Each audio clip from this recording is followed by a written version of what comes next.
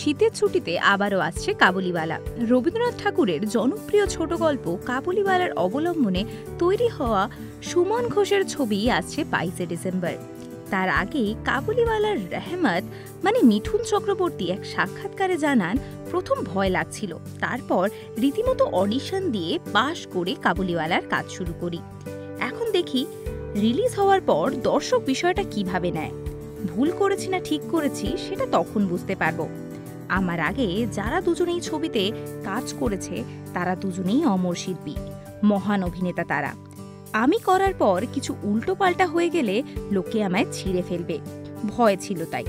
তাছাড়া কাবুলিওয়ালা তো আর যে কোনো সিনেমা নয় যে ভাবলাম আর করে ফেললাম।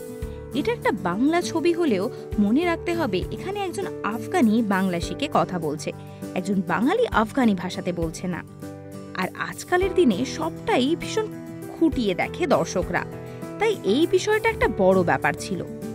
ছবিতে একজন আফগানি বাংলা শিখে কতটা হিন্দি বাংলা মিশিয়ে কথা বলে সেটাই দেখানো হয়েছে।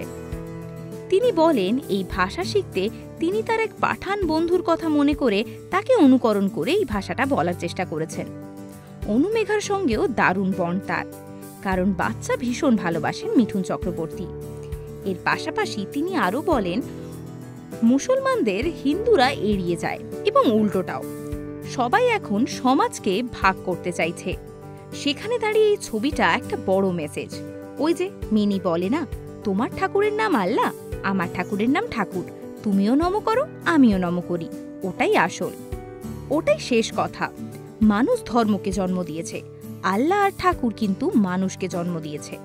সব মিলিয়ে দারুণ এক্সাইটেড সকলেই। তবে সিনেমা হলে কাবুলিওয়ালাকে টক্কর দেবে দেবের ছবি প্রধান। তাই কে কাকে ছাপিয়ে যেতে পারে এটাই এখন দেখার। এরকমই আরো অনেক ভিডিও দেখতে নজর রাখুন আমাদের চ্যানেলে। পাশে থাকা বেল আইকনটি ক্লিক করতে ভুলবেন না।